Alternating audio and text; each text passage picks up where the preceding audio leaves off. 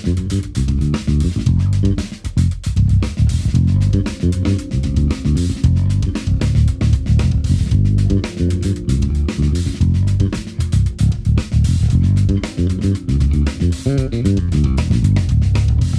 everybody, welcome back to the podcast. Today I'm at the Southampton Guildhall on tour with Boys Life for their UK and Ireland tour, but the episode today is with Paul Geary. You may have seen an episode with Paul before, but I wanted to catch up with him to talk about the groundbreaking piece of new music software that he's involved with, which is Tonalic, and also I wanted to talk about his teaching at Scott's Bass Lessons. Paul has been teaching at the Academy of Contemporary Music for a long time now, so I'm really interested to see how he's bringing that experience to the online forum with Scott. Enjoy the episode and we'll speak to you soon. All right, mate, welcome back.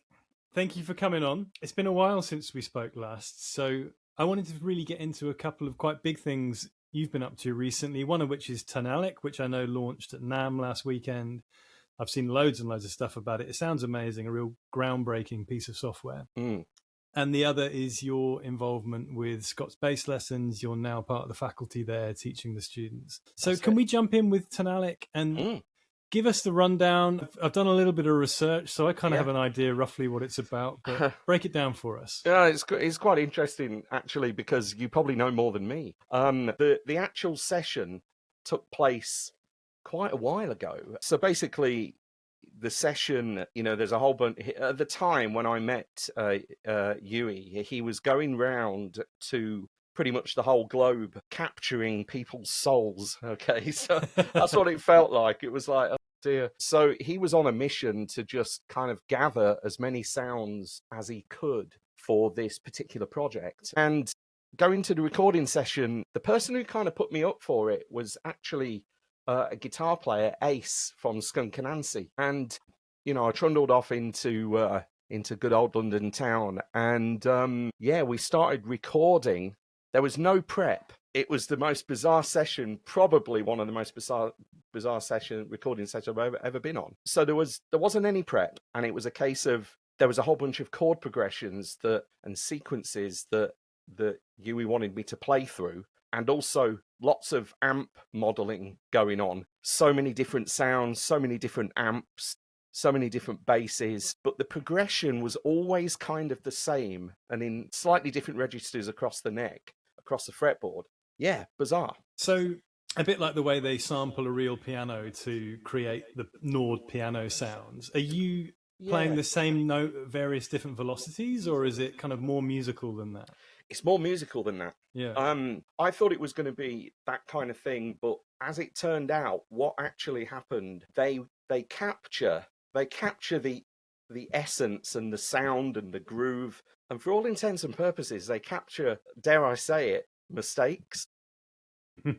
What I mean by that is kind of like how you play and how you kind of hit a note. Hopefully it's the right note, but the velocity, the tone, you might get there might be a bit of buzz on there, but the end solution is the fact that they capture you in a very live setting. So, because I was thinking, there's so many pieces of software that kind of do this, where you can just get whatever sound you want. But I suppose maybe it comes down to a little bit down, like, I remember the crossover. You probably do as well, but I'm probably significantly older than you, but I remember digital and analog really well. And that kind of like, ooh, what's all this? And the digital thing, after a while, X number of years, kind of went, oh yeah, well, it's too perfect. It's too kind of like really compressed, really clean.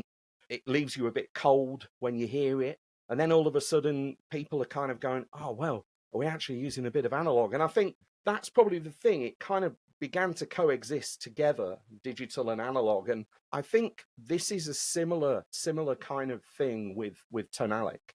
The fact that, at the end of the day, they're really selling the point that it isn't a loop and it isn't necessarily just an AI version. It is me and others, but you can actually, rather than taking, that's quite a good riff or whatever, you put your song into it as a songwriter. So you'd put a progression, and then you would the actual sound, whether you want it with a pick or whether you want it on a particular bass fretless or whatever, that will then adapt to that chord progression. I've no idea. I don't know. When I've told, having years later now, kind of it all kind of broke and all of that. I was chatting actually to Paul Turner from Jamiroquai just 2 days ago about it, and he was the same thing. It's like, wow.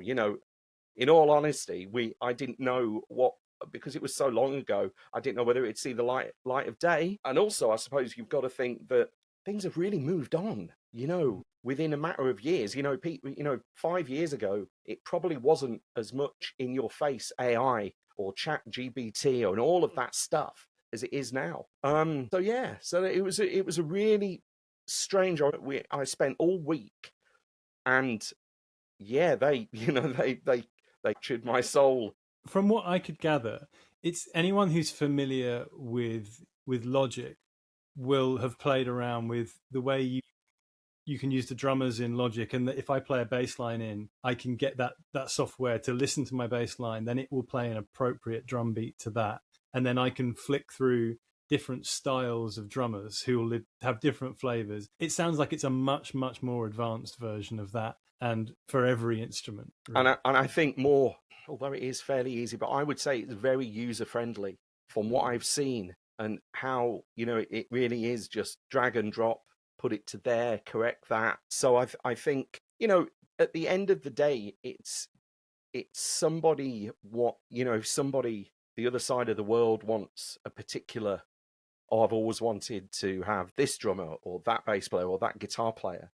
They've got access to a version of that person rather than an AI generated sound. I think that's probably one of the biggest selling points of it. But whether that will be an actual thing, I think probably more than that, it might actually be how easy it is to use, possibly. But I suppose only time will tell. I mean, again, the project kind of director has been in touch every 12 months or so, with an update, and that's been lovely. But I've not really had, thought too much about it, because I'm thinking, well, maybe it will, maybe it won't. My job was essentially done at the time of the recording. Although if people use your loops, then or your sounds, then fair enough. But we'll just have to see. But it was like, he kept updating me, so we both, we've all known about it was going to be launched. I think they did a test and various tests over the years, and I don't think it actually came out.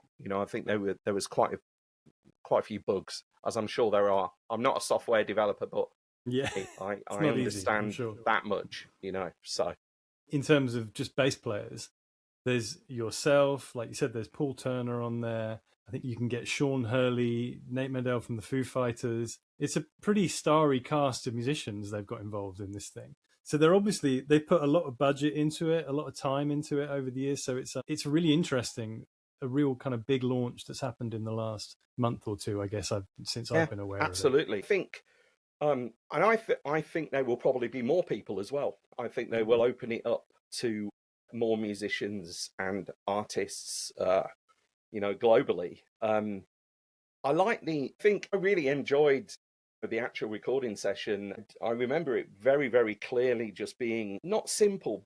It was kind of like you could just really be yourself. And then I was thinking, oh well, maybe I should do that, or maybe I should do this. And the engineer and producers, you would say kind of, well, no, just I want you to play how you would play.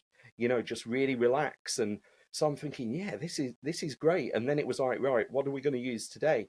Okay, let's use the Ampeg SVT. Let's use Aguilar. Yeah, let's use what would it be like through this Vox? And it was all on at the time, it was all on Kemper. Everything was done. And every day it would just be relentless playing of various progressions, and they would capture the whole lot. And at the time, I just didn't really my tiny brain didn't really quite understand what all this was about. Or, I mean, you can be quite kind of removed from the end result when you're in the studio, particularly if you're just playing to a click or just playing to a drum track. At the best of times, you don't really know what the song is going to sound like at the end. I think with what you were doing there, it can be it's pretty abstract, isn't it? Were they giving you, is it kind of like, okay, let's do a pass at this chord progression, and we're going to do it as a kind of a 16th note funk thing, or Yeah, like as a Latin, as a rock, and then stuff like that? but they would also give you the leeway of what's your specialism, if you have one. Is it pretty much all round? So the kind of groove funky stuff was kind of more me, but there was a few times where, breaking out the plectrum, and which was really good. Really enjoyed doing that. But it was pretty loose as far as, I think they just wanted all the musicians to just give themselves to the project in whatever way, the progressions that they had. And they'd obviously picked certain progressions that were ultimately going to work really well, not only around the fretboard, but also from a manipulation point of view, from the actual software engine, to actually take those sounds, pretty much any key, morph them into a progression of the songwriter. I mean, it's essentially a songwriter's tool, I suppose. But I think they probably wanted it as user-friendly as GarageBand, but professional. Well, I don't know. Slightly more aimed at the kind of pro market than there is GarageBand for entry level, isn't it? I think that was probably the brief, really, for all of that. But I suppose if you do enough passes and enough chord progressions, then eventually it adds up to, you've done all of the minor, major, dominant, whatever, in as many different in every key. Eventually it adds up to a place where they've got you playing a funk line over an A minor chord, and they can transpose that themselves, and so they can then, the software can then piece it together to whatever you want to input that to. Yeah, exactly. So I think, again, their main, USP would be, you're not building a song round a loop, but the sound and the musicians are being built around your progression and your song. I think that's a key element from what I can see. Yeah. We'll just have to see, see how songwriters use it. I mean, again, it does throw up, the discussion of AI, but I think what I said earlier about the digital and analog world, where it now coexists in a way, it's able to coexist together and both have merit. You could say the same, I don't know about yourself, you're probably the same as, I mean, most of the stuff that I'm playing at the moment live, I'm the only one with an amp on stage. Old school, I mean, I've been talking to the Dark Glass people, and actually my daughter Alice my youngest daughter has just got a tour singing and playing bass, and we've been working on we've been programming up her HX Stomp, and all of these things that you can have, and but then you kind of think, right, okay, well, amps and cabs, then that's surplus, then we don't need that anymore, right? Out with the baby. But then, or out with the bathwater and the baby. So it's like, well, I don't know, I mean, for bass, the last couple of tours I've done, I have to say, I have used minimal backline, and obviously front of house, love that for a number of reasons. And I don't mind it. It moves a bit of air, but probably with the monitoring, I've been using the, Porter and Davies KT platform, which I thought all the platform years and years ago, I tried one out. It wasn't Porter and Davies. It was a German company, and I thought it was great, but I was really skeptical. I was, I know we're going off on a bit of a tangent, but it was kind of like, I didn't know whether that would work. But I have to say, I was proved totally wrong. It was incredible. The platform was just literally made me play differently on ears. Yeah, incredible. But anyway, getting back to the Tonalic, it's kind of like a similar thing. It's like that. It's not AI, but some people will kick against it or not want it. But I think for those people who want those musicians, or they want a particular sound, I think it's going to be a great, easy tool, rather than going, can you get a flight, or, do you happen to be in town, which is never going to, it's like, it's never going to happen, is it? So I don't know. We'll just have to see. Yeah, man, time will tell. It's certainly, in particularly at that stage of kind of getting ideas together, anyone trying to just get an idea out of their head and into their laptop. It's fantastic for that. The easier that process can be, the more creative it's going to be. And I think it's not going to be taking work away from musicians. There'll always be a desire to have musicians play music live, and also to get a little bit more detail, to have them actually work to a brief, give you the back and forth and go, okay, I love that, but let's add a fill here, let's change that. Yeah. So I think you're absolutely software, right. hopefully software is never quite going to replace that. But yeah, I mean, again, I suppose one thought that comes to mind is, mid to late 86. What do you mean you're giving up your job and going to study bass in America? And it was like, well, nobody, it's all on a sequencer and drums. No point. And that's what I was told. But I kind of went anyway. And then obviously, consequently, again, that technology coexists with everything else.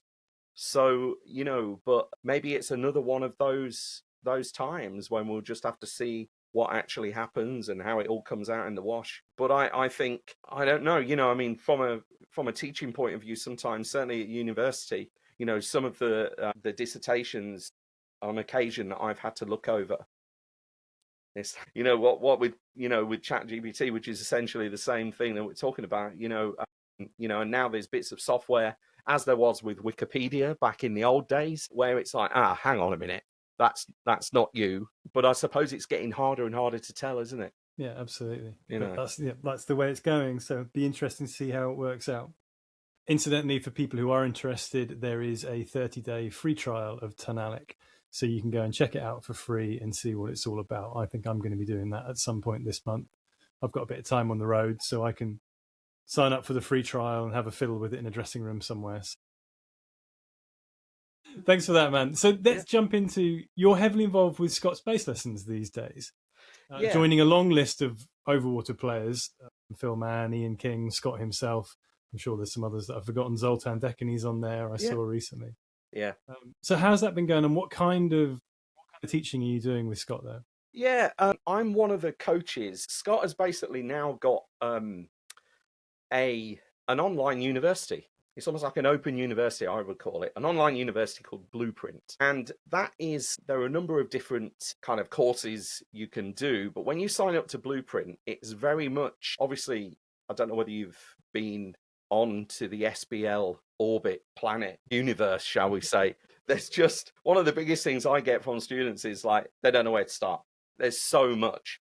I mean, whether it's the full stack bass, whether it's a fretboard accelerator, funk accelerator, on and on and on and on it goes. So my job as a coach is to streamline that. And add my own, because every coach, I suppose, has got their specialism. So I kind of add my stuff to that as well. And they sign up for a year.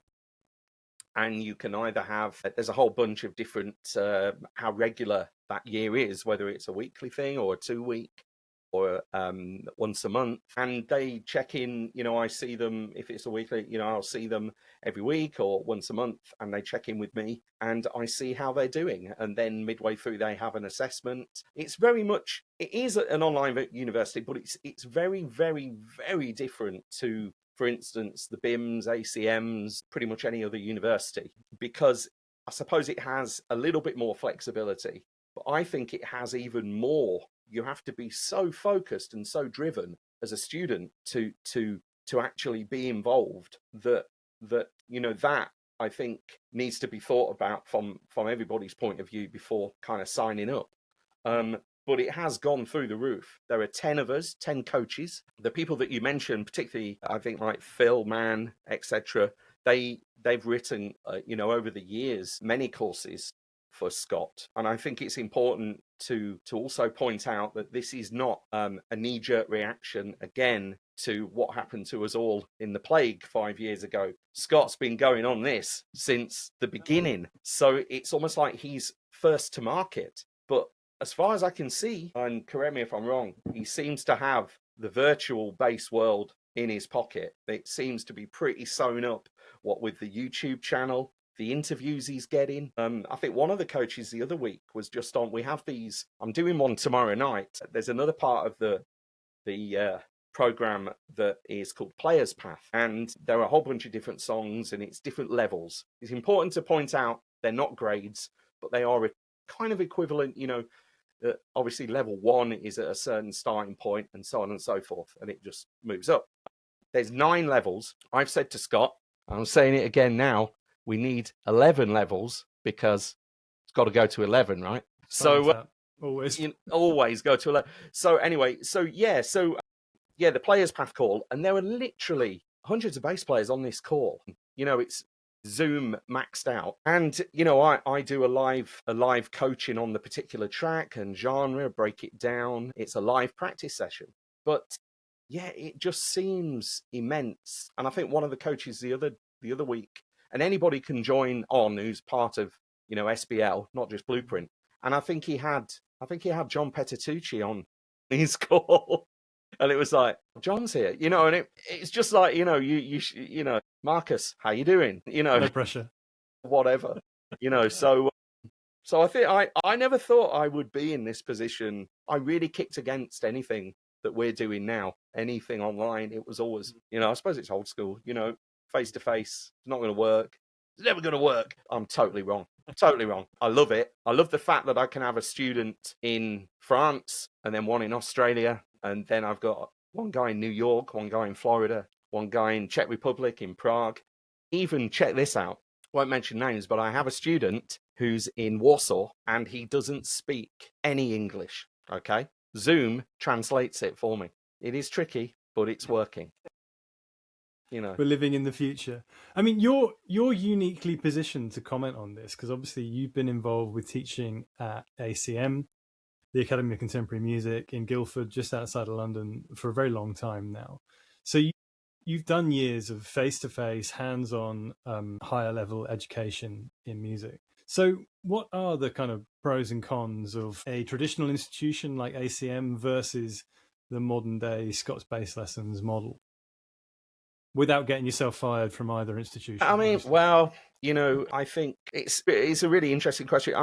I think, first of all, it's the obvious thing of being face-to-face. It's a lot more tactile.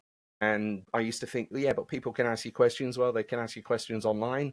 The setup that I've got is pretty basic in here, but still really functional. There's some, it really is, for all intents and purposes, as if the person is in this room with me. I suppose my main involvement I started at ACM, I believe it was 1997. I haven't been there for a while, and also Surrey University as well, which I am there at the moment to help with their performance students. And I think that's one of the main things. Coaching an actual band obviously does have its limitations. I know people, John O'McNeil, etc., coaching vocals online, and it is doable.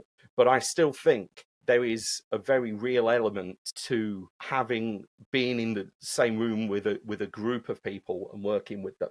However, I suppose it's made it more accessible to everybody. Literally, these guys can be, at home in their lounge or whatever, and have, as long as they've got, interfaces are now $2 a penny. Get yourself a microphone, get yourself some headphones. You're not even going to disturb the neighbors because everything is through headphones anyway. So I think those are the benefits, the fors and against. And I think there always will be fors and against. It's not for everyone. And the first, whenever it's a new student who is not tech savvy at all, and tutors for that matter, I'll put my hands up to that. And you kind of, you really have to learn how to do this, and kind of go, right, okay, I can't hear you there. I've got a bit of an echo when I do that, So the first, sometimes the first introduction, the first onboarding call is always a little bit difficult because you're trying to get a sound, trying to get the people relaxed.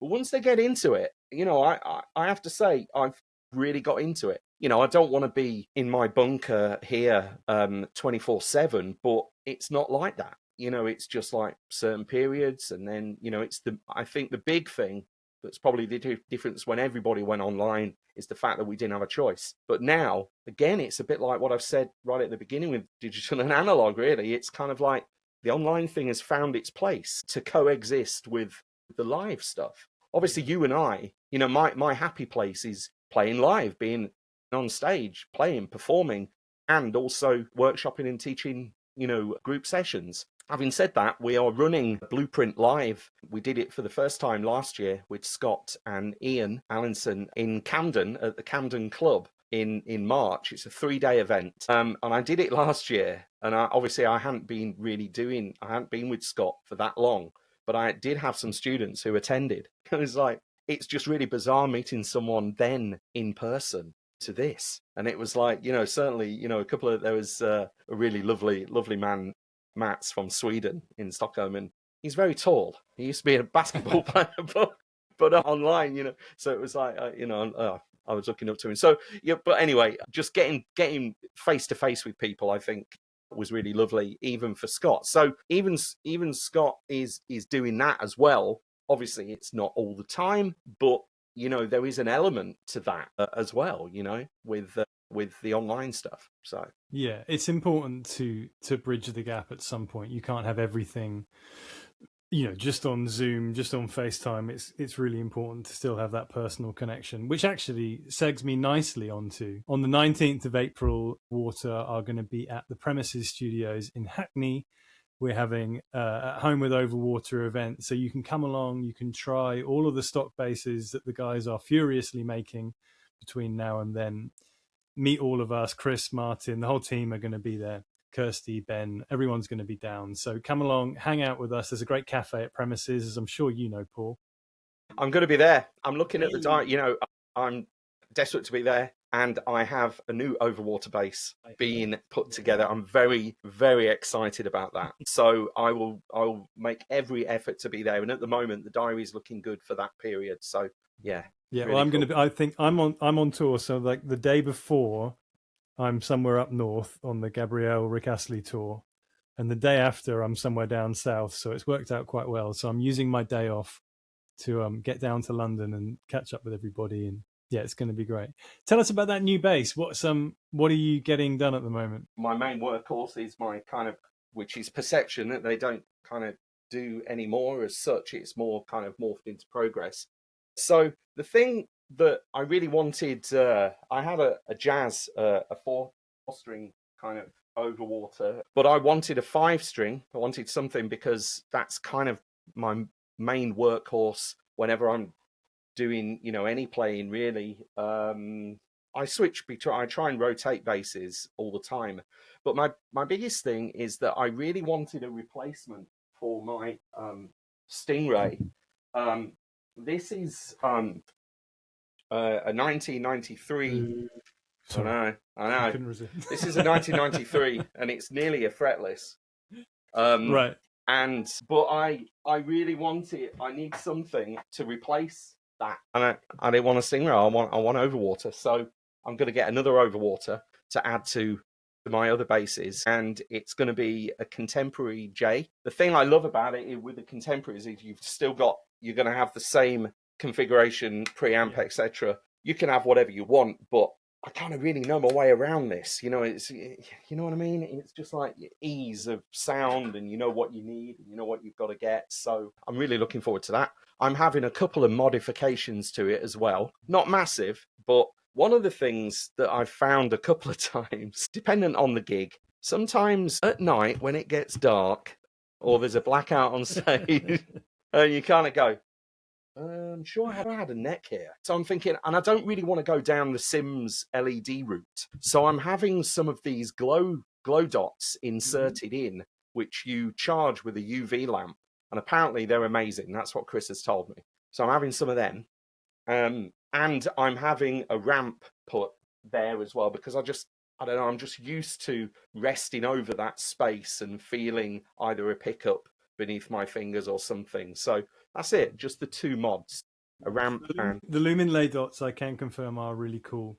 In fact, I'm getting a bass made at the moment as well, also a contemporary J, and I'm having Lumen lay dots in the side because it's the same thing. Amount of times I've had to walk on stage holding down the 5th fret of whatever, let's say the first note's going to be an A, so I'm holding that because I know as soon as I get on stage I can't see it because it's a complete blackout. Yeah. And the last thing you want to do when you're coming in on a big boom is be a bit... That's brilliant. I'm so glad I'm not the only one. I was thought it was like, oh, well, he's getting a bit old now. He can't really see his bass, can he? But yeah, I mean, and it's funny because a couple of the times when I've been out with various, but one springs to mind with, again, with Nick Kershaw, and he just in the dressing room, I spotted he'd got Ray, who looks after our bike line, he'd put like the fluorescent tape all down the neck. And it was like, who did that for you? And he said, oh, yeah, I've got Ray to do it because I can't see in the net. So, oh, no, that's the same as me. What am I going to, so I literally had tape. But then it goes all sticky and, and then it starts, you think, oh, this is stupid. And then it's like, well, I don't particularly want to, God bless him. I don't want to just be a Mark King LED. It's great, all these LEDs. It takes 15 9-volt batteries, So I'm really hoping these glow dots work out. I'm sure they will. Yeah, they're really good. I know Trevor Barry has them on his bass as well. Great. For a lot of the same reasons. I think particularly in theatre pits, they work really well because you do get a lot of those kind of blackout moments. And there's a lot of pressure to come in on exactly the right place, isn't there? So yeah, man, that's going to be great. It's 2 normal jazz pickups, is it? It's not kind of a Music Man type affair. No, 2 jazz pickups, and then we batted around, different colours. I've got a thing at the moment for seafoam green, but I'm not going there. Okay. I know Adam, who you will be meeting, because he's playing for Rick Astley. I know Adam very well. Time. Yeah. So Adam, who you know, and he's got seafoam green. I forget the make now, and then I think Nick has got one as well. A couple of other people I know. So I thought I can't do that. If I walk on there, I'll look like the Shadows. If we've all got the same, you know what I mean? Yeah. So I've gone for another colour to be. Well, I'm going to keep that. I'm going to keep that secret. So I don't know the build time either. Actually, I'll just have to wait and see. Don't look at me. I don't know. I'm going up on Friday, so I can ask. And One thing I would like to do is actually go and pick up my bass. So I'm going to try and find some time when I can do that, because I'd love to do that. It's been way too long, and I'll probably take a couple of basses with me because they probably need setups by now. That would be great. I mean, when you do as well, let's hook up there. You may have seen we've released a bunch of videos with Dana Fisher in the last week when Dana came up to have a couple of his basses serviced, and we're trying a few different options with pickups and preamps on some of his instruments. So it's a thing that I really want to, it's really coming together, man. They've got some nice lighting in the workshop there now. So I'm trying to lean on everybody when they're up to record a bit of playing as well and get us some content. So that would be fantastic. So that's it. What's coming up for the rest of the year? You mentioned Nick Kershaw there. Am I going to see you at some festivals this summer? Yeah. There's I don't know. We've got some we're off next week actually to Prague, so we've got a show there, and then it's the usual festival season, and I think Nick's calling it in the summer a micro tour. So I think it's I quite like it. I mean, I like all touring, obviously, like yourself, but it's like 3 or 4 shows, in a row, and then you might be back for a few, and then, so it's not like you're weeks away.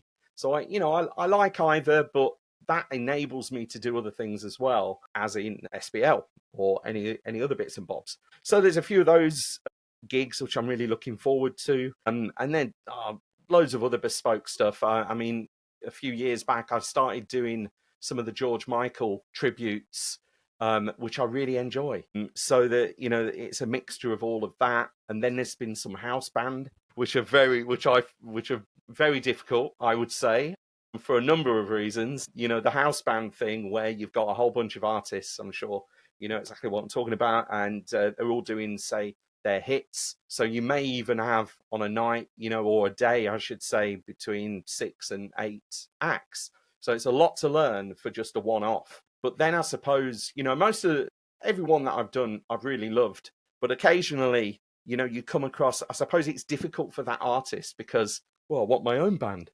Well, you've got us, okay? So it's a bit of that, so there's a bit of that going on. But so there's all of that, really. But I suppose for me, it kicks off, next week on the 14th, Valentine's Day. It's not gone down too well. I bet it hasn't. But I'm back on Sunday. It's a one-off, yeah. So and so I'm really looking forward to all of that. I think I never people I'm at a point where people are going, all right, I'm going to retire now and I'm doing it. Just friends and people. It's like we don't really retire from what we do. It's just like, why would you want to do that? If there's music to be played and there's music in you, then you just want to kind of keep playing. That's what I intend to do. So I'm looking forward to it. Every year, there's quite a lot coming in for 27 now, which is great. Can't grumble. But then again, till you're on the plane, don't bank on anything, as you know, or on that bus. You never know what's around the corner. That might be the most sage bit of advice we've had on this podcast so far. The amount of times I've said that to my partner, to friends, to my parents over the years, the amount of things that nearly happened. Yeah. Don't believe it until you're on the plane. Yeah, absolutely. I keep telling my kids that. I've got 3 children and 2 are really involved in music. Jack, my son, is a drummer. He actually played with me at SBL Live last year and trade shows on drums. He's a drummer, and he is touring again with Maisie Peters. So she's got a new campaign starting, which is, normally they're 2 or 3 year campaigns because it's a global thing. Her boss is Ed Sheeran. He won't mind me saying that last year, again, it was the beginning of the year, certain things are getting planned and then they don't come off. I've been in rehearsals sometimes for a couple of weeks, and literally the manager comes in and says, it's not happening, it's all pulled, and you go, so it's always a bit tricky. And then Alice, the funny thing, right? My youngest, Alice, is 22, and she's multi-instrumentalist. Her primary is vocals, but she plays everything, and obviously she's got this tour now with playing bass and singing, and she's on a support tour, and she's got gigs like the Roundhouse. She's she's really gone up this level, but without me even, I've said, I've not drummed it into them, but without me even saying, she was chatting to me and her mum Sarah, anyway, until I'm on the bus, till I'm on the plane, and it was like, taught you well, it's such a joy to see them